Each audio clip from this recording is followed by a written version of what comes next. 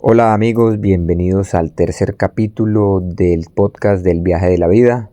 Nuevamente agradeciendo por toda la sintonía que hemos tenido en nuestros dos primeros capítulos. Si aún no lo han escuchado, pueden ingresar en Spotify y en YouTube para que puedan contextualizarse un poco de cómo va esta aventura.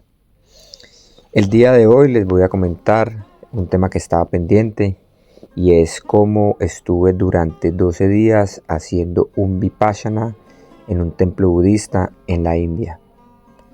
Entonces lo primero para poder iniciar este capítulo es contarles qué es esto, qué es un vipassana. Porque si yo les hablo de budismo, templo, India, vipassana, todos estos conceptos suenan místicos, suenan religiosos, suenan espirituales, suenan sobrenaturales e inmediatamente nuestra imaginación nos lleva a pensar en monjes levitando, personas que tienen poderes sobrenaturales y en un mundo de lo religioso y de lo esotérico. Y por el contrario, después de estos 12 días de experiencia, yo tengo que decirles que es mucho más cercano al mundo de lo científico, de lo físico, de lo psicológico y de lo material que de otras cosas que uno se pueda imaginar y que inclusive yo prejuiciosamente tenía en mi cabeza, pero que solo hasta el final de la experiencia pude entender bien. Entonces, en palabras coloquiales, para que me puedan entender, un vipassana yo lo defino como un taller inmersivo y experiencial donde uno busca entender cómo funciona su mente, cómo funcionan sus pensamientos, cómo funciona su cuerpo y darse cuenta que aunque tengo un cuerpo, no soy mi cuerpo y aunque tengo una mente, no soy mi mente. Y como el objetivo es callar la mente, pararla, calmarla, para poder entender cómo es nuestra naturaleza, cómo somos, por qué pensamos de una forma, por qué actuamos de una forma puntual. Entonces se vuelve como una guerra contra la mente, porque ella no está acostumbrada a estar en silencio, ella no está acostumbrada a estar tranquila y ella no está acostumbrada a que la confrontemos de esta manera. Entonces, ¿cómo llegué yo aquí?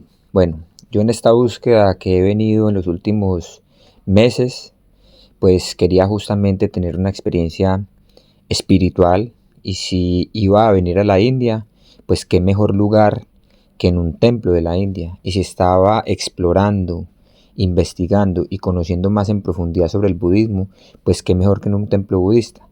Sin embargo, yo, aunque había escuchado el concepto vipassana, nunca antes había ni conocido a alguien que lo hubiese hecho, ni entendido de qué se trataba. Pero, viendo que veníamos para la India, decidimos pues inscribirnos y matricularnos en un taller de vipassana durante 10 días, que realmente son 12 porque se cuenta el día antes que uno llega, más los 10 de taller, más un día después que uno se va. Y nos matriculamos con el objetivo de poder tener la experiencia, pero sin realmente saber bien en profundidad qué nos íbamos a encontrar.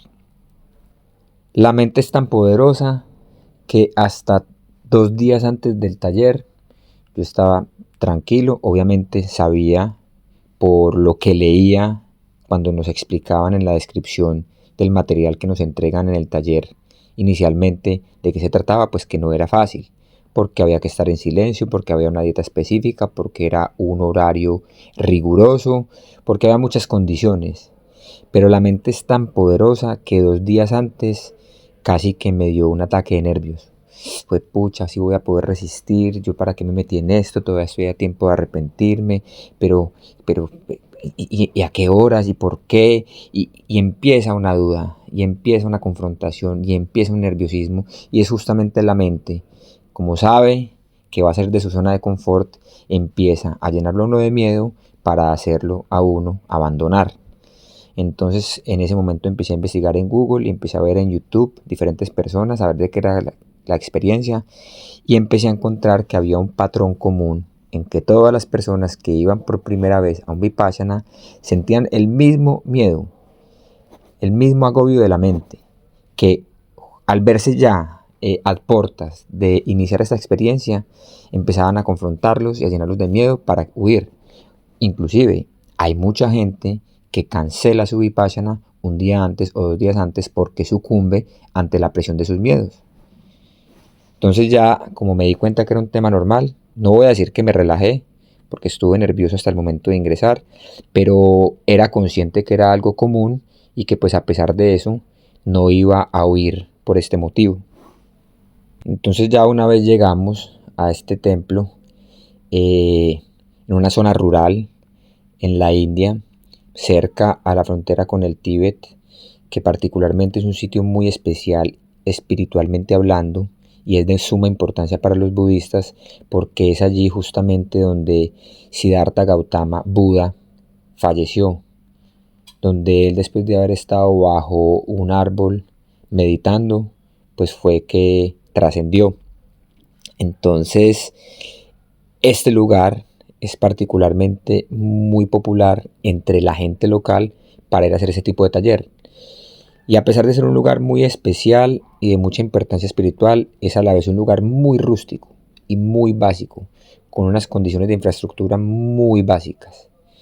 Y no es porque no tengan la capacidad económica de hacerlo mejor, es porque uno entiende que en este ejercicio de aquietar la mente, una de las formas de hacer que la mente salga de su zona de confort es quitarle cualquier tipo de lujo, comodidad o privilegio. Entonces, lo primero es que una vez ingresamos, nos prohíben cualquier tipo de comunicación interna y externa. O sea, no se puede hablar con nadie. Toca entregar inmediatamente el celular, que va a un casillero, y se lo entregan al final del taller. Toca mantener la mirada al piso todo el tiempo, con el fin de que uno no se entretenga ni siquiera con sus pensamientos al ver el cielo o al ver los pájaros o al ver los árboles, o que a pesar de que uno no hable con palabras, también hay un lenguaje no verbal y que uno con las miradas no se esté comunicando con otros compañeros. O sea, que la mente no tenga mucho de dónde inspirarse para activarse. Y por si fuera poco, nos dicen que hay que tener silencio de mente. Eso quiere decir que aunque la mente va a estar disparada en automático, pensando un montón de cosas, nosotros de forma consciente no debemos ponernos a pensar en nada y que cada que caigamos en cuenta que estamos pensando en algo, ser consciente de esto y simplemente parar de hacerlo. Uy, no voy a seguir pensando en esto y tratar como de evadir el pensamiento. Dentro de las prohibiciones también nos impiden rezar, no se puede cantar, ni siquiera en la mente, no se puede hablar con Dios, no se puede pedir, no se puede agradecer, no se puede repetir mantras, tampoco visualizar nada, ni recordar nada, nada que active la creatividad y nada que active la imaginación. O sea, imagínense lo complejo que es. Después se busca quitar a la mente todo tipo de confort. Entonces, como les contaba, las habitaciones son muy rústicas, son pequeñitas, son apenas como de 3x3 a lo sumo. Las camas son de madera, son camas re incómodas, con una colchoneta súper delgadita, que además toca compartir esta habitación con un desconocido, que en mi caso pues era una persona local, con diferencias culturales enormes, con una diferencia de edad enorme, y que no podíamos ni siquiera mirarnos a los ojos durante todos estos días. Entonces era un gran reto convivir en un espacio tan pequeño con un desconocido y ni siquiera poderse mirar. Entonces turnarnos para el baño, para despertarnos, para cambiarnos, no, es un reto bien interesante. La comida es una comida plana, muy simple, básica, sin azúcar, tampoco le echan ajo ni cebolla, además es muy repetitiva, es casi siempre lo mismo. En temas de vanidad, no se puede uno echar cremas, no puede tomar medicamentos, no puede afeitarse, nada que lo entretenga. Y aunque todo esto parece extremo, esto hace parte de una técnica que está comprobada y corroborada por cientos de miles de personas que durante milenios han logrado demostrar que en muy poco tiempo, porque es que es solamente 10 días, aunque para uno sean eternos mientras está allá, son muy poco tiempo, uno pueda ver la naturaleza de su mente, lo más desnuda posible, sin velos, sin barreras, sin prejuicios, sin sesgos.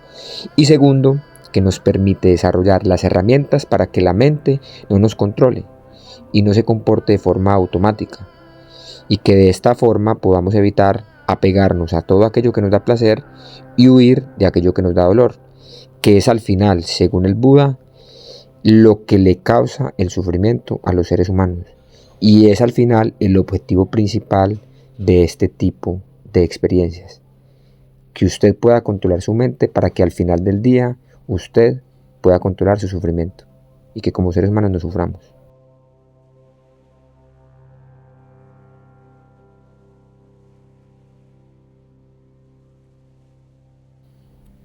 Bueno, pero primero les voy a dar un poquito de contexto para que sepan de dónde viene todo esto.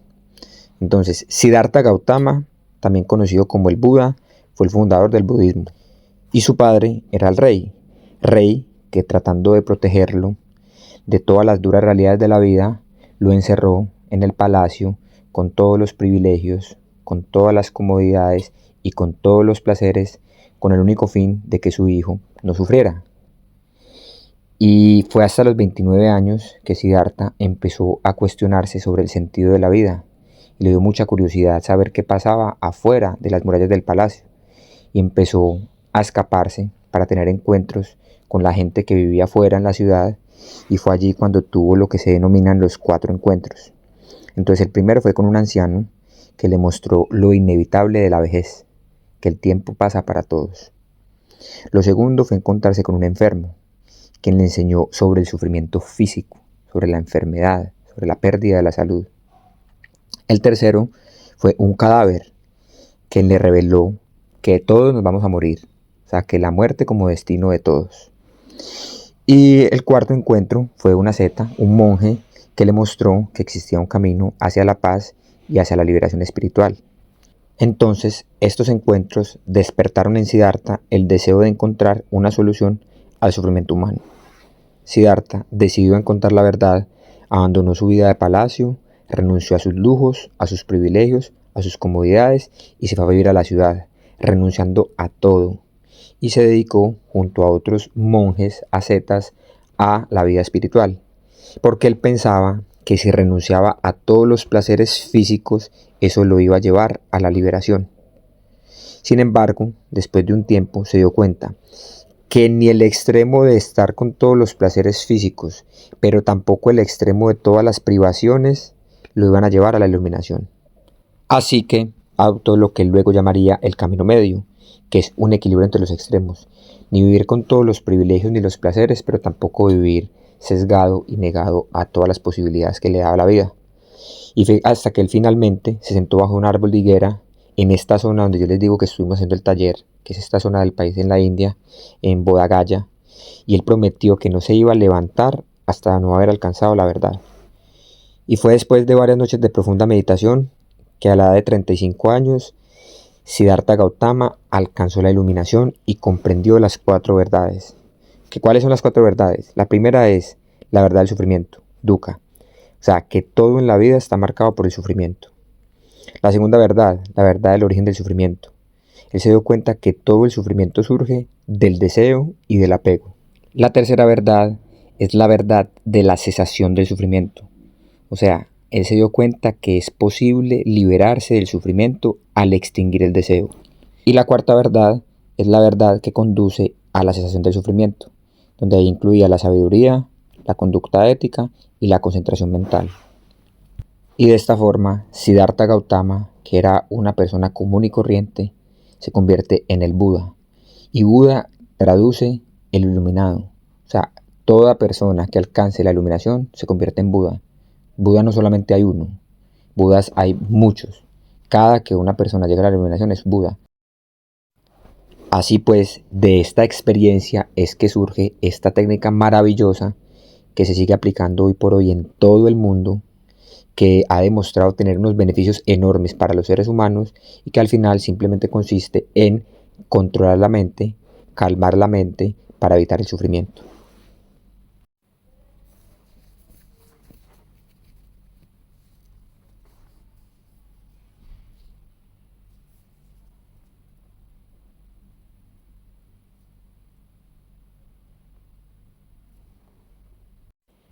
Entonces volvamos a nuestra experiencia.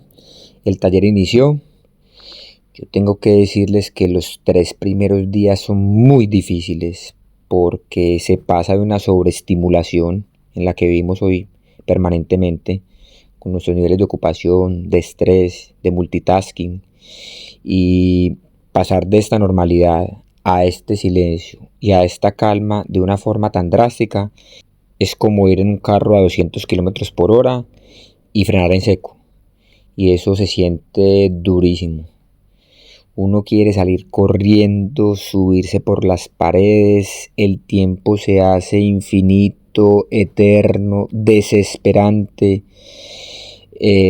La tasa de deserción durante los 3 primeros días, no solamente en nuestro taller, sino en los talleres a nivel mundial, es muy alta, porque las personas sienten no tener la capacidad física o mental para aguantar todos estos días. Y yo tengo que confesar que alcancé a pensar varias veces en irme y en dejar tirado el taller, pero me repetía constantemente, bueno, así como tengo las agallas para irme en una moto solo a los Himalayas, a meterme por allá arriba en las montañas y a viajar por el mundo con una mochila, bueno, así mismo tengo que tener las mismas agallas para resistir esta cárcel para la mente y para resistir este encierro y este silencio. Entonces vamos a aguantar. Y es que la mente, al sentir que uno le quitó todos los estímulos, se dispara. Entonces empieza a pensar en todo lo que se imaginen, cosas del pasado, recuerdos, cosas del futuro, proyectos, ideas, sueños, anhelos, se acuerda de personas, se acuerda de momentos, se acuerda de experiencias, después usted ve figuras, cosas que no tienen ningún sentido, cosas ilógicas, de todo. Un bombardeo mental y uno tratando de no engancharse con nada y que simplemente observar desde la barrera. Y es muy difícil, porque cuando usted menos piensa está enganchado durante varios minutos en un pensamiento y está ahí como en un bucle. Y tiene uno como que parar en seco y como, venga, estoy pensando, no voy a pensar, no me engancho. Y vuelvo y me distancio. Y es un ejercicio permanente. Por lo que los primeros 3 días es una guerra constante desde que uno se despierta hasta que se acuesta con los pensamientos. Y la mente, al ver que uno la está ignorando, empieza a manifestar dolor físico para que uno le pare bolas. Entonces a usted le empieza a doler todo: la espalda, el cuello, la cadera, las piernas, todo. Y dentro de el objetivo de la práctica es que uno ignore inclusive el dolor físico. Pero pues también es muy difícil, porque cuando a usted le empieza a doler todo, es muy difícil concentrarse en la técnica. Y usted empieza a moverse de un lado para el otro, y usted empieza a estirar, y usted empieza a desconcentrarse. Inclusive, yo fui en algún momento donde el maestro a decirle como, por favor, no me aguanto el dolor de espalda, no me aguanto el dolor físico. O sea, tranquilo, espere un par de días y se va a ir acostumbrando. La mente lo va a ir ignorando. Pero en el momento que él me lo decía, yo decía, pero ¿cómo lo va a ignorar? Si es un dolor físico real que me tiene desesperado porque son muchas horas sentado en una misma posición, meditando, que uno no se imagina que ese dolor se pueda desvanecer o que uno pueda aprender a convivir con él. Y eso que yo no les he contado el horario, pero el horario es salvaje. Uno se tiene que levantar todos los días a las 4 de la mañana. De ahí sale a meditar 2 horas. De ahí va y desayuna. Después descansa un ratico y vuelve y medita toda la mañana. Después es la hora del almuerzo. Después uno vuelve y descansa. Después vuelve y medita toda la tarde. Después descansa un ratico. Llega la noche. Vuelve y medita en la noche. Descansa un ratico y al final es la reunión como de las conclusiones del día, los mensajes de sabiduría y las indicaciones. Y a dormir a las 10 de la noche para volver a levantar el siguiente día a las 4 de la mañana. Todos los días exactamente igual. Y la batalla continúa. Y la mente, al ver que la seguimos ignorando y que se va dando cuenta que nada de lo que hace le ha servido para que la dejemos de ignorar, Entonces acude a una nueva estrategia que me cambió por completo la percepción sobre los sueños. Y es que justamente cuando usted se queda dormido, la mente se pone más inquieta que nunca. Entonces empiezan sueños lúcidos, pesadillas, sueños húmedos, sueños reales. Se levanta uno sudando, con ataques como de pánico. También me sirvió para entender que el bruxismo que yo tengo por la noche cuando aprieto los dientes es un tema nervioso, que es la incapacidad de mi mente de calmarse y aquietarse durante mi sueño, y por lo tanto toda la noche hace que, como un impulso nervioso reactivo, yo apriete mi mandíbula, y por eso me duelen los dientes y por eso me duele la cabeza. Pero lo mismo, la orden está clara: no le pare bolas a nada, ni a los sueños, ni que usted tiene mensajes, ni revelaciones, ni nada. Simplemente ignórelos. Entonces ya estamos hablando como del cuarto día, la mente sigue viendo desesperada que la seguimos ignorando, y entonces trata a través del placer engancharnos. Y empieza súper erótica. Usted está meditando y de repente siente una erección. Usted está meditando y le muestra imágenes sexuales, recuerdos placenteros, y empieza con una lujuria y con unos pensamientos, con el único fin de que a través del placer usted le pare bolas y no la ignore más. Y es complejo porque no solamente es mental, sino que también es físico. Se siente excitación y se está incómodo en medio de una meditación, y sentir todo este placer es bastante incómodo, pero nuevamente la orden es: ignórela. Y es normal y es común y a mucha gente le pasa, tranquilo, hace parte del proceso.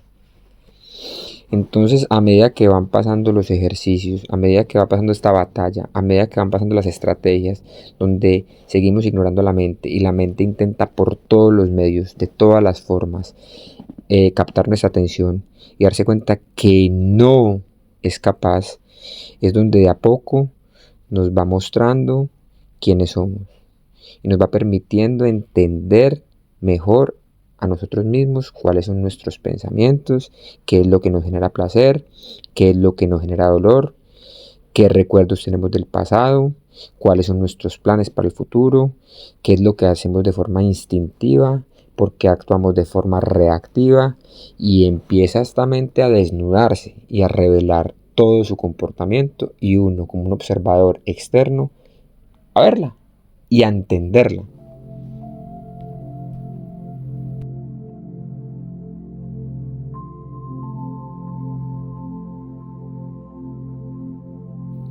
Así que cada día que va pasando, pues uno va estando más tranquilo, porque se va dando cuenta que al ignorar la mente y al no pararle bolas, los pensamientos de a poco van cesando.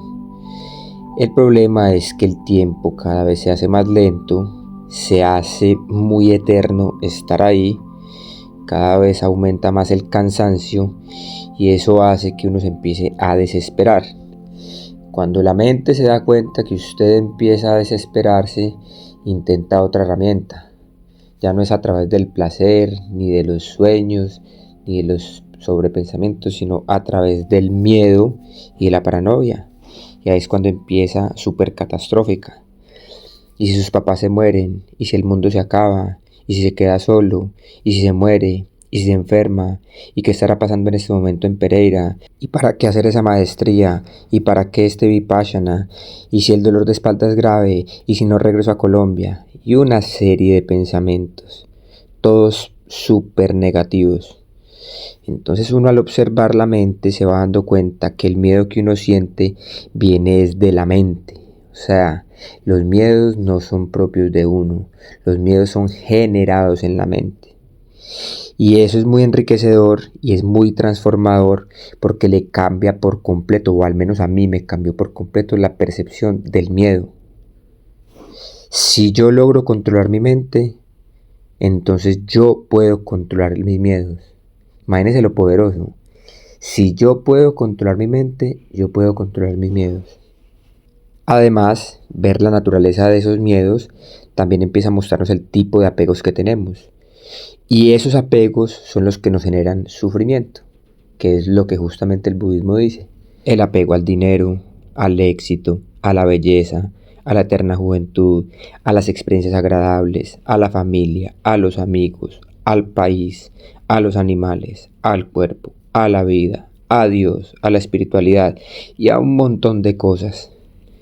Entonces entendí que mis miedos vienen de todo aquello que pueda acabar con mis apegos. Entonces me explico. Si me apego en mi familia, pues el miedo son pensamientos de que se puedan enfermar o se puedan morir. Si el apego es el dinero, entonces me hace pensar que la economía está muy mal, que el mundo está en crisis, que qué voy a hacer laboralmente en mi futuro. Y bueno, así sucesivamente. Y así se van yendo los días. Entonces la mente, a medida que va intentando tantas estrategias para que la dejemos de ignorar, pero al ver que nada de esto le sirve, pues también se va cansando y no le va quedando otro remedio que irse aplacando e irse relajando, y le va bajando las revoluciones y se va volviendo mucho más dócil y mucho más manejable frente a nuestras órdenes, frente a nuestros comandos. Y una vez la mente se va quedando quieta por largos periodos de tiempo, nos permite sentir nuestro cuerpo en su máxima expresión a niveles que nunca antes lo hemos hecho. Yo sentía energía eléctrica pulsándome por dentro, en cada rincón de mi cuerpo, como electrocutándome de placer. Unos pringonazos como tipo escalofríos que me va mostrando primero que estoy vivo por dentro. Pero más importante aún, la ley de la vida, de que todo cambia, la ley de la impermanencia. Ese concepto es poderoso porque es el concepto que le permite a usted durante la meditación omitir el dolor, omitir el cansancio, omitir la ansiedad, omitir los pensamientos o omitir cualquier cosa que le dificulte el ejercicio meditativo. Y es simplemente, me duele, ya va a pasar, todo pasa. Entro en estados profundos de placer, porque también pasa que en la meditación uno entra a unos estados de trance, de felicidad, de éxtasis, y es lo mismo, no me engancho, ya va a pasar también. Entonces es un concepto muy bonito, muy interesante, pero además sentido a través del cuerpo. Entonces la premisa ya saben, si ya sabemos que todo en el cuerpo, en la vida y en el universo está cambiando todo el tiempo, pues muy fácil. Cuando tengamos algo doloroso en el cuerpo o en el espíritu, o estemos pasando por momentos difíciles, o haya algo que nos incomode, pues no nos preocupemos y no tratemos de huir de esas sensaciones malucas, sino que aceptémoslas, que por fortuna, por ley de vida, ya sabemos de que todo va a cambiar y que van a pasar, y una vez pasen, todo va a volver a estar normal, todo va a volver a estar bien. Pero asimismo, cuando estemos sintiendo alegría, placer, felicidad y cosas que nos generen sentimientos agradables, pues tampoco nos enganchemos ni nos apeguemos a eso, porque también por ley de vida eso también va a pasar. Y lograr salir de esas dos cosas, o sea, aceptar lo maluco y difícil y no estar en búsqueda permanente de lo bueno, nos va a permitir estar en el estado de ecuanimidad. Y ese es el gran arte de vivir, ser ecuánimes, caminar por el sendero del centro, equilibrio.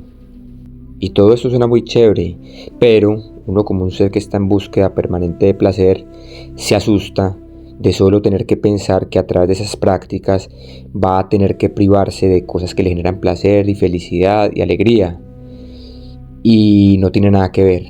O sea, la idea no es suprimir el placer. No es el placer en sí lo que genera sufrimiento, sino el apego a él. Cuando nos aferramos a las sensaciones agradables, inevitablemente sufrimos cuando esas sensaciones cambian o desaparecen. Si uno experimenta algo placentero, hay que observar la sensación de manera ecuánime. O sea, no aferrarse a esa sensación ni a buscarla desesperadamente. Solamente observarla como cualquier otra sensación. Del mismo modo que uno observa el dolor sin aversión. Asimismo hay que observar el placer sin apego. Cuando el placer desaparezca, no hay que lamentarse ni añorarlo, simplemente reconocer que también era impermanente. Y de esta forma uno va a poder aprender a vivir con sabiduría.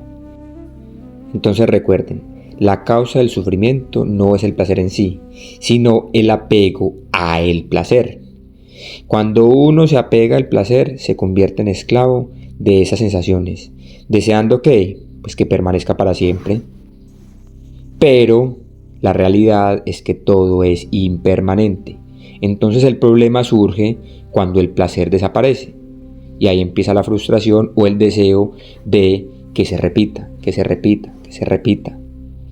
Si uno es capaz de disfrutar de algo placentero, sin apego o sin generar ningún tipo de anhelo para que dure más tiempo o para que se repita, no hay ninguna necesidad de suprimirlo. Entonces en el Vipassana, durante la práctica, uno se entrena para observar todas las sensaciones, tanto las placenteras como las dolorosas, de manera ecuánime.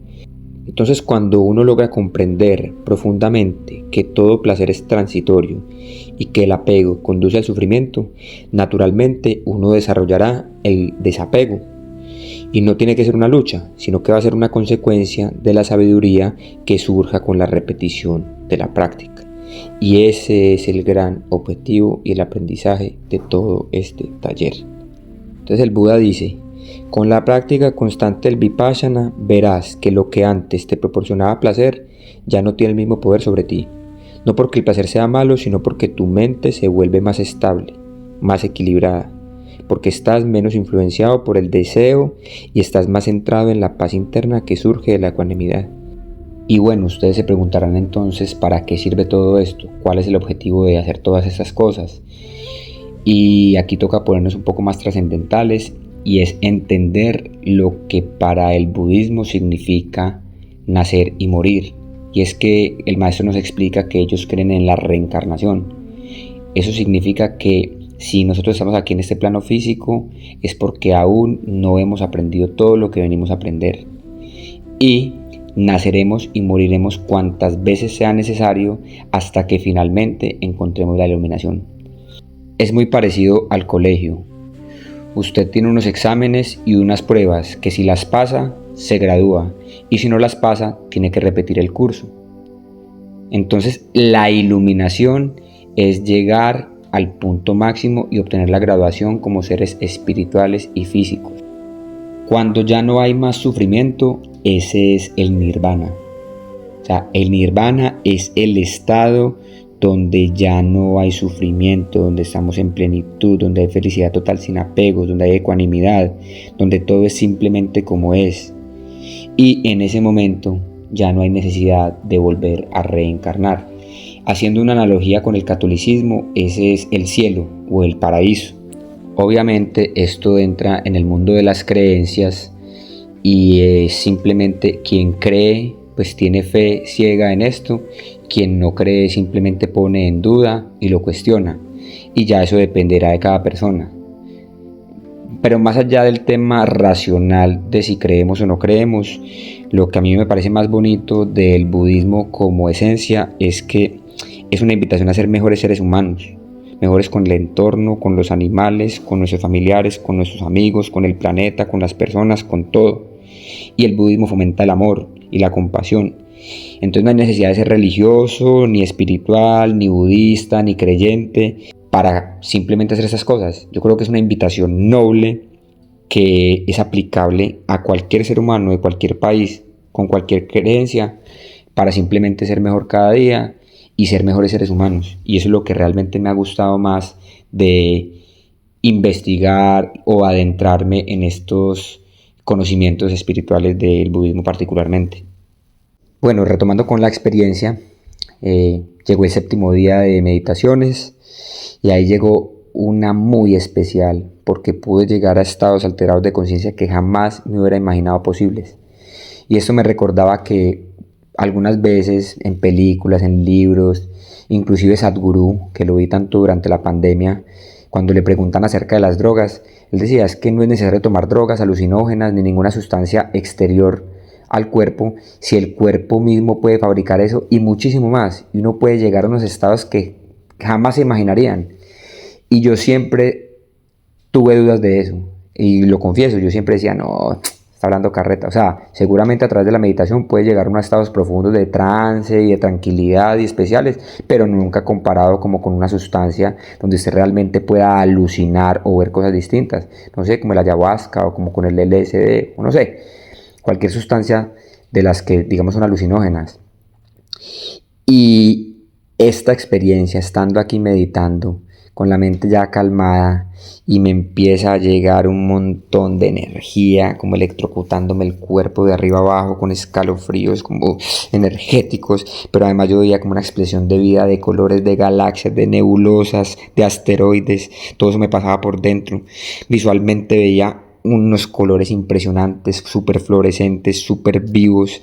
Yo viajaba astralmente por el cosmos, tenía además una sensación de tranquilidad, de paz, de calma, algo que yo nunca había sentido, una cosa, un gozo, una felicidad, y fue pucha, que al final solamente podía llorar y llorar y llorar y llorar y llorar. Me caían así lágrimas por la cara como de felicidad. Yo decía, fue pucha, me iluminé, llegué al nirvana, wow, ¿qué es esto? Obviamente, justamente lo que yo hice es lo que no se debe hacer.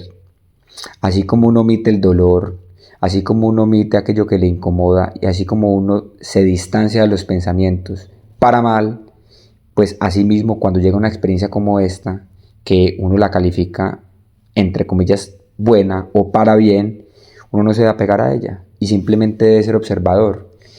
Y yo no fui capaz de ser observador. O sea, me pareció tan placentera, tan bonita, tan increíble, que de una me enganché. Y de una quería que no se acabara nunca, y de una empecé a agradecer, y de una empecé a llorar, y de una empecé... Me conecté obviamente con el momento, pero me salí del ejercicio real de lo que había que hacer. Y no lo observé simplemente, pero me fue imposible. O sea, era tan profundamente placentero que yo estaba completamente inmerso en las sensaciones, no como un observador objetivo, sino como actor principal. Y bueno, ¿qué iba a pasar? Que en las siguientes meditaciones yo iba a querer volver a sentir eso nuevamente. Eso tan atípico, tan eventual, tan extraordinario.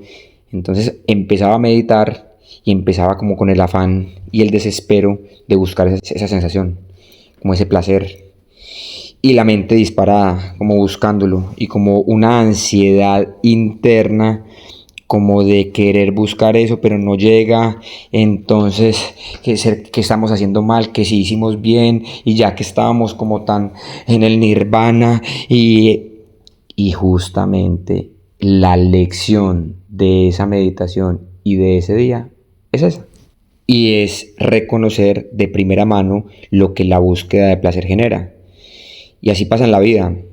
Por eso las adicciones al sexo, a la droga, a los videojuegos, a la comida y a todo lo que nos da placer son tan peligrosas, porque son insaciables y nos llevan a una eterna búsqueda de placer continuo que nunca va a parar, y que en esa búsqueda desesperada nos va a dejar todo lo contrario: sufrimiento, ansiedad y frustración. Físicamente, el Vipassana también me hizo cuestionar muchas cosas de mi vida. El maestro nos explicaba que en esos apegos del ser humano, uno de los apegos más difíciles, uno de los que más miseria da, es el apego a la salud. Nadie quiere estar enfermo. Y cuando nos enfermamos, inmediatamente queremos aliviarnos como sea, o sea, huir de la enfermedad. Y por eso uno empieza a pensar cuando se enferma que porque a mí, ¿cómo me alivio? ¿Será que es grave? ¿Y será que sí me aliviaré? Y empieza a tomar cuanto medicamento haya, y busca en Google, y va a terapia, y ChatGPT, y lo que sea. Y me sentí muy identificado. Yo tengo hace unos años un dolor de espalda que ha sido muy maluco, que he ido a cuanta terapia ha habido, he ido a fisioterapia, he ido a que me estiren, he hecho ejercicios, calistenia, estiramiento, fortalecimiento, he tomado cosas, me he hecho resonancia magnética, me he hecho acupuntura, bueno, lo que se imaginen. Y estando meditando en esa posición tan incómoda, obviamente la espalda, fue el primer dolor que tuve, y fue un dolor que cada día iba creciendo y creciendo. Y aprendí que en vez de que cuando me diera el dolor empezar a sufrir, y ya empezó el dolor de espalda, y será que cada vez va a ser peor, y todos esos pensamientos negativos que tenía sobre esto, simplemente aceptarlo, como hay que aceptar el paso del tiempo, como hay que aceptar el envejecimiento, y que si en vez de buscar desesperadamente cómo quitar el dolor, busco aceptar mi naturaleza humana, que estoy envejeciendo y que en algún momento voy a morir, entonces mi sufrimiento disminuye. Y tienen razón. Y no es que sea resignación, es aceptación de la realidad. sino que nuestra cultura occidental está apegada a todo. Entonces fue muy impactante en términos del cuerpo para mí esta experiencia, porque me cambió como la perspectiva hacia el dolor. Además, nos enseñan que el dolor está en la mente, que si uno no lo piensa no le duele. Y pues obviamente eso suena tan cliché, tan absurdo, tan irreal, tan ilógico, porque uno el dolor lo siente en esa parte determinada del cuerpo y no en la mente, sino que lo siento en la espalda, particularmente en mi caso. Pero cuando empiezo a reconocer que ese dolor es la reacción física de mis pensamientos y que ese dolor está potenciado por mi mente, que una vez me empieza a doler, pues yo empiezo a pensar y a pensar y a pensar y pongo toda mi energía y todos mis pensamientos en ese dolor y el dolor se potencializa. Pero una vez lo omito y le quito el pensamiento y le quito la energía, se me quita el dolor. Y eso me ha hecho replantear mucho mi relación con la medicina y también muchos de mis hábitos, porque yo era de los que tomaba un montón de vitaminas y suplementos y cosas porque uno lee o escucha que es bueno para esto, que es bueno para aquello, y al final del día es un apego a la salud. Yo no quiero enfermarme, no quiero morirme, entonces tomo un montón de cosas para evitar que eso pase, y cosas que ni siquiera sabía si tenían efecto verdadero o no. Unas vitaminas me las tomaba, yo no sentía nada, pero como decían que era buena, seguía tomando. Y aquí viene el siguiente aprendizaje de todos estos días, y es el tema de las creencias y los dogmas. Porque alguien nos enseñó algo, o porque alguien nos lo inculcó, o porque es tradición, o por cultura, o porque en el colegio nos lo dijeron, o porque nuestros padres nos crearon así, o porque lo leímos en un libro, o lo vimos en un documental, o alguien nos lo dijo y sonó lógico, o lo que sea, lo aceptamos como una verdad. Y hay un montón de programaciones limitantes en nuestra cabeza que simplemente las damos por hecho y que nunca nos las hemos cuestionado y que vienen de años atrás y que es importante verlas en perspectiva y cuestionarse, y aquello que todavía consideremos que nos sentimos identificados con eso, pues lo conservo, pero aquello que simplemente alguien me lo dijo y yo me lo creí y toda la vida lo he dado por hecho, pues venga, lo cuestiono, y si en este momento considero que no le creo o me genera dudas, pues lo elimino y ya después vuelvo y evalúo. Pero empezar a cuestionarnos tantas cosas que damos por sentados, y esto lo vemos permanentemente en la cotidianidad, que recibimos un montón de información que damos por sentado.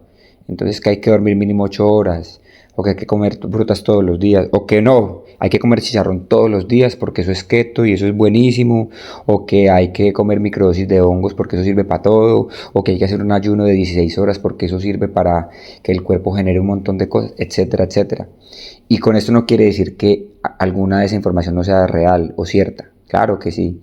Pero lo que digo es que no traguemos entero, que tengamos capacidad de discernimiento, de duda, de cuestionar y de verificar todo a través de nuestra propia experiencia, y no simplemente dar por sentado algo porque otra persona nos lo dijo y parecía muy creíble y yo simplemente lo asumo. Inclusive, toda esta información que yo les estoy compartiendo y la que les he compartido siempre, duden de ella, no la traguen entero, verifíquenla. Eso es simplemente una opinión personal, unas experiencias personales, y ya cada quien sabrá qué le sirve y qué no le sirve, con qué resuena y con qué no resuena, y qué apropia y qué no apropia. Hay que ser cuidadosos con la información que le metemos a nuestra cabeza, porque esas creencias son las que nos van a gobernar. Y si hay creencias que usted tiene y que a la hora de verificar ya no coinciden más, elimínenla. Por eso hay que aprender a desaprender y eliminar todas esas configuraciones que nos limitan. Y bueno, continuando con nuestra experiencia del Vipassana, llegó el 8º día. Ya cada vez más afianzada en la técnica, la mente cada vez más calmada, sintiendo las emociones en mi cuerpo de una forma más objetiva, también entrando en estados profundos de meditación, tratando de no engancharme, aceptando el dolor de mi cuerpo y tratando de no huir de este, entendiendo que por más placer que me genere la meditación, no puedo volverme actor principal de esta, sino simplemente ser un observador, y todo lo que hemos aprendido hasta ahí. Y a la entrada del salón de meditación, yo no les he contado, pero cada día nos ponen como unos avisos, donde están los horarios, hay mensajes del Buda, hay mensajes de instrucciones y guianza para cada día, hay recomendaciones, entre otras cosas. Y digamos que fue curioso porque todos los días las instrucciones eran muy claras y muy precisas. Por ejemplo, un día decía, sean conscientes todo el tiempo, ecuánimes todo el tiempo y lo van a lograr. O la práctica continua es la clave del éxito, ánimo. Pero ese octavo día particularmente el aviso decía entre comillas, hoy último día para lavar la ropa sucia. Y a mí se me hizo muy raro cuando lo leí, pero también pensé, ya llevamos tantos días acá que no hemos lavado la ropa huele maluco, como ya de pronto nos vamos a ir, pues claro, hasta hoy hay plazo para lavar la ropa y que nos dé tiempo de que se seque. Pero ¿por qué están poniendo algo tan técnico como en la guía y en las instrucciones del día a día? ¿Y por qué van a poner eso aquí? Me generó ahí como cierta duda. ¿Y por qué entre comillas? ¿Y por qué esperar hasta el octavo día para poner como instrucciones personales como la ropa sucia ahí? Pero bueno, simplemente me pareció curioso y ya. Entonces ese día entré al salón, empecé a meditar y la mente se quedó como pegada en eso. Y piense, yo trataba de respirar, de no pensar, de simplemente observar, pero me estaba costando mucho concentrarme. Y después de mucho rato en esa lucha sentí como un corrientazo así por todo el cuerpo, esos que me dan en las meditaciones, y empecé a visualizar mi infancia. Desde que era bebé, la niñez como con mis papás, y empiezo a ver el momento en que mis papás se divorciaron, un recuerdo que yo nunca había visto porque yo estaba muy chiquito, yo tenía apenas 3 años, y empecé a ver a mi papá empacando la ropa para irse de la casa, y es un día en el que yo hasta ahora nunca había pensado. O sea, yo nunca me había imaginado o había recordado el día que mi papá se fue de mi casa cuando se divorciaron. Eso es un recuerdo que tenía como bloqueado. Y empiezo en la meditación a observar cómo a partir de ese día mi mamá mantenía muy ocupada para resolver los temas del hogar. Y empiezo a ver que mi papá se desaparece. Y casi que yo estaba encerrado jugando todo el día, como con una pelota en el apartamento, o viendo muñequitos, o jugando con mis hermanos. También empecé a ver como momentos muy felices con mi hermano particularmente, donde practicábamos karate, veíamos películas asiáticas de ninjas, de Jean-Claude Van Damme, de Sylvester Stallone, también jugando fútbol. Veo una imagen comprando unos guayos 6 taches en Casa Pelé. Veo ya más adelante como en tipo adolescencia patinando juntos en el skatepark, escuchando Green Day, Red Hot Chili Peppers, Offspring, Rage Against the Machine. También me acuerdo por la noche como sintonizando la radio y poniendo Radioactiva o La Hora del Gato. Después jugando paintball, acompañándolo a los piques ilegales. También los primeros CDs de música electrónica, Transfactory Tracks. O sea, me empieza así como un déjà vu de puros recuerdos de mi infancia y mi adolescencia, principalmente con mi hermano. También recuerdo defendiéndome en el colegio, que era como mi defensa, mi respaldo. Y también empiezo a ver que en esa época yo veía a mi hermano como mi ídolo, como que casi que todo lo que él hacía yo lo replicaba y casi que se empezó a volver como mi modelo a seguir. Y hasta apenas en este momento empiezo como a identificar eso. Claro, seguramente ante la ausencia de mi papá, mi hermano mayor se convierte como en esa figura, en ese rol o en ese héroe o en ese modelo o patrón que yo quisiera replicar. Y me generaba mucha alegría y mucha paz interior recordar esos momentos tan bonitos de mi niñez, que de pronto no tenía tan presente. Pero de repente veo un día a mi hermano empacando una maleta y yéndose de intercambio. Un viaje que finalmente duró como más de 10 años. Mi hermano estuvo en el exterior como más de 10 años. Y veo que a partir de ahí mi adolescencia se había puesto más difícil. Entonces mi hermana tenía su vida, mi hermana era mucho mayor. Entonces nuestra relación era, pues digamos que casi nula. Mi hermano estaba lejos. Mi mamá mantenía ocupada resolviendo los problemas como del hogar y sus problemas personales, sacando a la familia adelante. Y yo pues estaba en la calle viviendo la vida con los amigos, la vida continuaba y no veo a mi papá por ningún lado. O sea, en esas meditaciones, en esas imágenes, no recuerdo ver a mi papá, lo veo ausente, lo veo como en política, pero lo veo ausente. Veo un montón de peleas, veo una Pereira hostil, veo mucha agresividad, veo peleas en las fiestas de los 15 años, veo peleas en los grados, veo peleas en las calles, veo una sociedad como violenta. tampoco había caído en cuenta, y creo que la Colombia y la Pereira de los 90 en la que crecimos era una sociedad bien agresiva. Apenas lo empiezo como a recordar y a visualizar con claridad, y empiezo a ver muchas peleas, peleas en las discotecas, peleas en los festivales de colegio, peleas en todos los lugares donde muchos jóvenes se congregaban, y era como cotidiano o permanente, era normal, por así decirlo. Entonces estaba que el combo de tal barrio, que los de Pinares contra los de Murcia, que contra los del Jardín, que los de Corales, que los del Tulcán, que los de Alburquerque, que los de Laguitos, que los del América, que los del Nacional. O sea, cada combo, cada tribu urbana, cada barrio o cada colegio o cada grupo de personas tenía un motivo por qué pelear. En todo caso, esa meditación era algo así como una película de toda mi niñez y mi infancia, súper clara y visual, con imágenes y recuerdos que yo nunca había visto, que estaban como guardados en mi subconsciente y que apenas hasta ese momento empezaban como a aflorar. Entonces estoy viendo como, al no tener una figura paterna de mi papá que estuviera ahí para regañarme o para aconsejarme, sumado al exceso de libertad que me dio mi mamá, que yo personalmente agradezco un montón ese exceso de libertad, pero que obviamente para un niño inmaduro solo me hizo tomar muchas malas decisiones. Y veo que ante la ausencia de la figura de héroe, de respaldo, de seguridad, de confianza que me daba mi hermano, pues me empiezo a sentir indefenso. Y me llega un pensamiento que me dice: tu papá y tu hermano te enseñaron desde niño que el verdadero amor abandona, que el verdadero amor se va. Qué potente. Es un pensamiento que nunca jamás había tenido. Y yo toda la vida, cada que algún amigo de mi mamá o algún familiar le preguntaban a ella o a mí: venga, y al niño le dio muy duro la separación de los papás. Y yo siempre decía: no, a mí eso no me afectó, yo ni me acuerdo. Y en serio que siempre lo pensé así, siempre lo sentí así.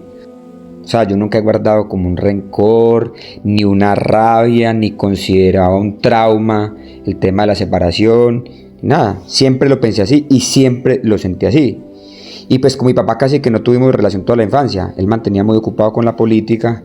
De pronto solo nos veíamos en diciembre, en las fechas especiales, uno que otro viaje. Pero yo estaba acostumbrado a eso desde niño. Entonces a mí particularmente como que no me hacía falta nada más. Yo estaba bien y así lo disfrutaba. Y con mi papá, con las pocas veces que tenía comunicación, para mí era perfecto. Con mi hermano sí, desde que él había regresado de sus varios años por fuera, sí sentía que había como algo, como una tensión, como una incomodidad, como una barrera que nos dificultaba volver a tener la cercanía que tuvimos cuando niños. Pero yo pensaba que eso era normal, que era cuestión pues de la distancia, y que con el pasar del tiempo, digamos que iba a volver a ser normal. Entonces tampoco como que le paré muchas bolas. Pero apenas hasta ahora empiezo a ver que esa tensión era como la rabia que yo tenía de que él se hubiera ido. Y sentí que él, en el momento que más lo necesité, me dejó solo. Y apenas hasta este momento de mi vida, después de tantos años, gracias a esta meditación profunda donde acallo mi mente y donde dejo que todos los recuerdos que estaban guardados, bloqueados, por supervivencia, por seguridad, por lo que sea, mi mente los había como escondido, y empiezan a salir y los empiezo a ver desnudos completamente, y empiezo a entender mis patrones, y empiezo a entender mis comportamientos, y empiezo a entender mi personalidad, y es demasiado liberador, es demasiado doloroso. Obviamente salen lágrimas, obviamente uno empieza a llorar porque empieza a liberar, porque empieza a entender, pero al mismo tiempo es demasiado reconfortante, porque comprenderse a uno mismo es muy especial, y yo creo que es un ejercicio que todos deberíamos hacer, y con seguridad nos va a permitir caminar más livianos de aquí en adelante, ir más ligeros de equipaje.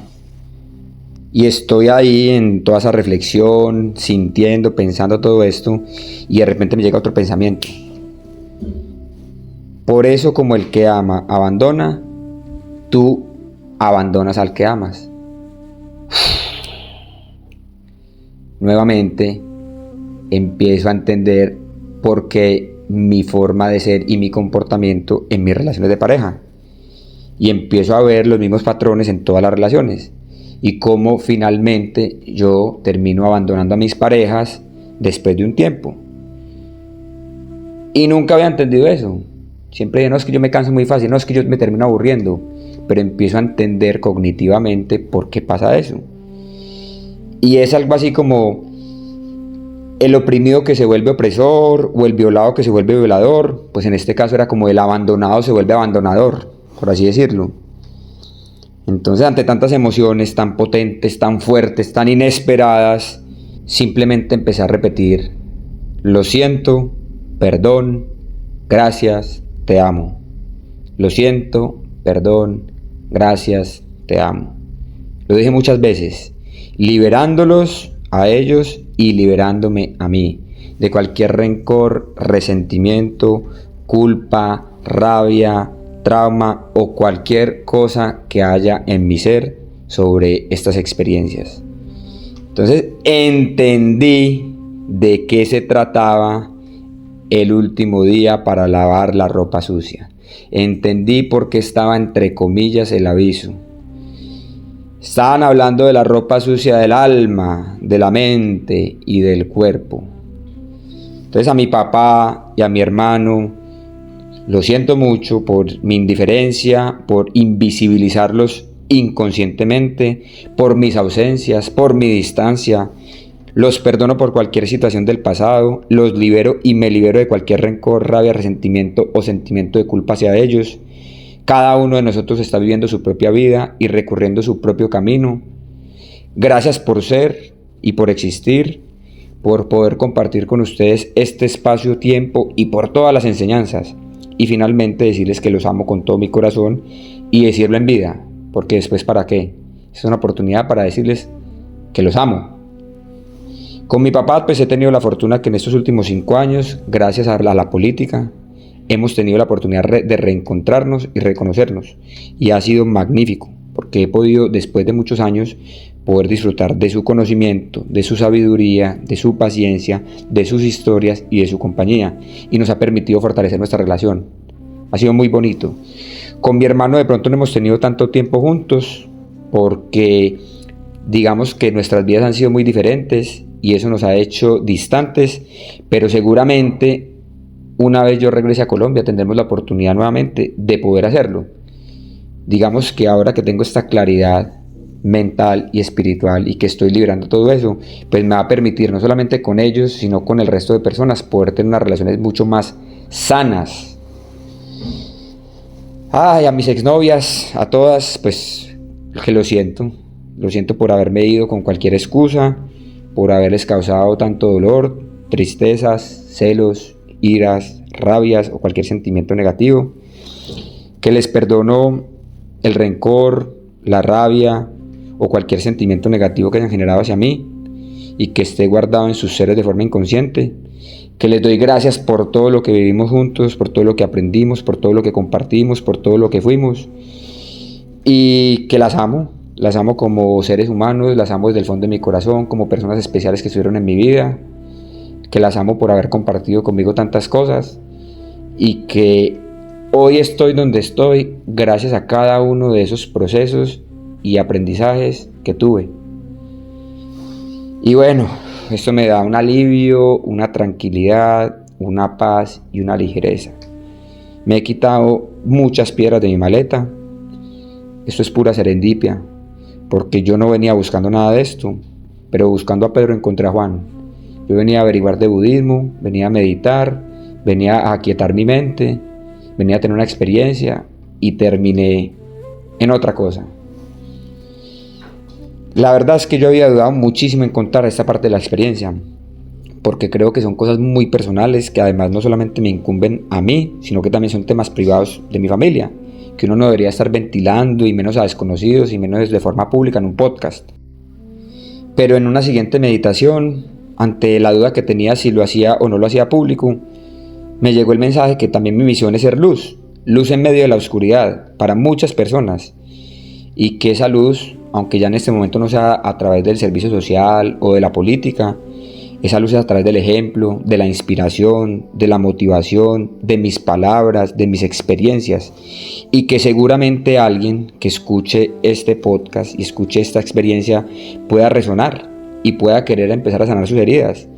O a tratar de ser más responsable efectivamente, o al menos cuestionarse de lo que le ha pasado en su vida y cosas de su infancia y de su pasado, que en últimas les está gobernando el presente y les va a forjar el futuro.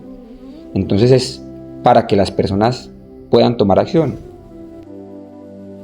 Y bueno, el día 8 terminó con un gran aprendizaje de las emociones y de mi vida. Fue difícil ese resto de día concentrarme porque obviamente tenía la cabeza disparada, 1000 cosas me pasaban por la mente, estaba enganchado con mis pensamientos. Recuerdo que hasta insomnio me dio. Y me gustó porque entendí perfectamente en vivo y en directo, en la experiencia, que el insomnio es justamente eso. O sea, cuando uno le da insomnio es porque tiene exceso de mente y pensamientos que al ser tantos no dejan descansar al cuerpo para que duerma. O sea, al otro día me levanté, la mente estaba calmada, cero emociones, cero pasado, totalmente en el presente, súper enfocado en los ejercicios, sintiendo mi cuerpo. Y recuerdo que nos habían dicho, no, tranquilo, que después del tercer día todo es más fácil. Uno se acostumbra y ya el resto de los días todo es más fácil. Y mentiras, ya estaba mamado, ya no veía la hora de irme. A pesar de todo lo bueno que estaba sintiendo, yo ya estaba mamado del encierro, del silencio, de la comida, de compartir mi habitación, de todo. Entonces obviamente ese desespero que me estaba entrando me generaba como una ansiedad, como ay ya quiero irme. Hasta que me tocó regañarme, como ¿cómo vas a tirar la toalla ya al final? Ya terminando, no, vamos para adelante, métale que ya vamos a coronar. Aquí es donde toca sacar la fuerza y vamos para adelante. Entonces ahí sentía como esos mensajes de cariño, como de apoyo, como de la gente que antes de empezar me deseaba suerte, como en todo el viaje esos mensajes de tanta gente tan bonita. Yo dije, no, ese es el impulso que necesito y vamos a terminar. Ya falta muy poquito, aguantemos. Así me fui hasta el último día del taller, el día 10. Fue muy especial porque ahí nos enseñan una técnica maravillosa que es cómo evitar el sufrimiento y vivir mejor y cómo replicar esto en el día a día, no simplemente allá en el Vipassana, sino cómo en la cotidianidad uno puede hacer lo mismo. Hay una meditación final que se hace, que es una meditación llena de amor y compasión hacia todos los seres del universo, que es muy bonita, y al final termina con esta frase tan hermosa del budismo que a mí me encanta, y es que todos los seres sean felices. Les voy a explicar un poquito.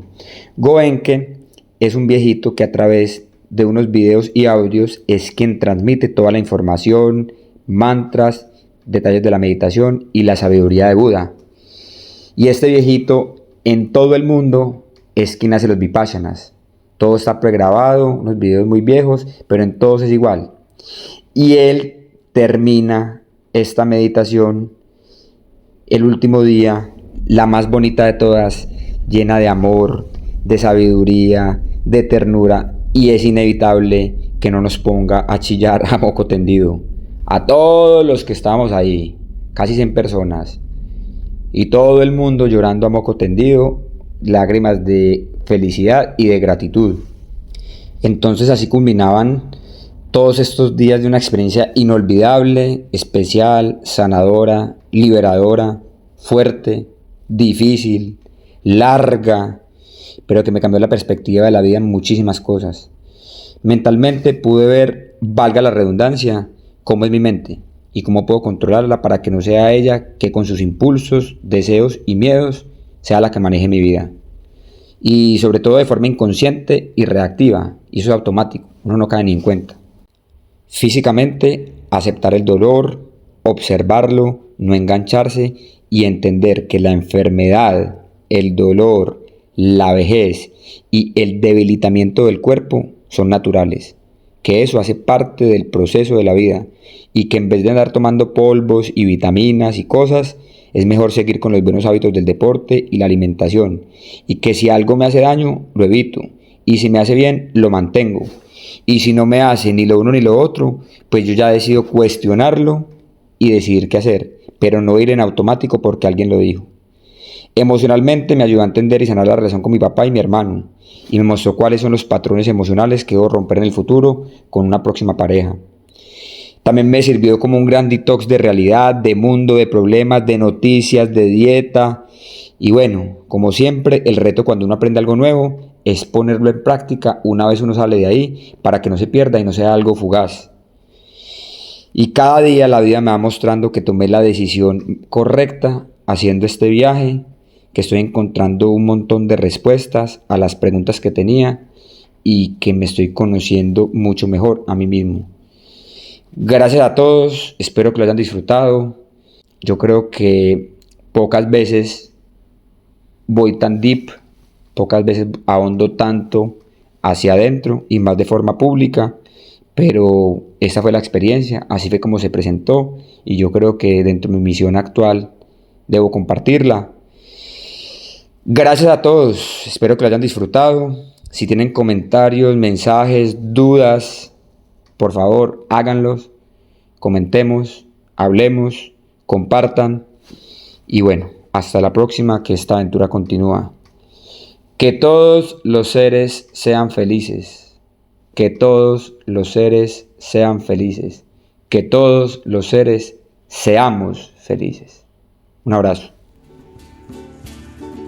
Te amo porque somos uno y vivimos en la misma casa. Por eso quiero liberarte, para que puedas ser tú mismo. Te amo porque me confrontas, te amo por tus sacrificios, te amo porque al perdonarme me estoy perdonando a mí mismo. Y el que esté libre de pecado, que tire la primera piedra. Si quieres andar más liviano, perdona y no haga resistencia. Y lo siento, perdón, gracias, te amo, lo siento, perdón, gracias, te amo, lo siento, perdón, gracias, te amo, lo siento, perdón, gracias, te amo, lo siento, perdón, gracias, te amo, lo siento, perdón, gracias, te amo, lo siento, perdón, gracias, te amo, lo siento, perdón, gracias, te amo.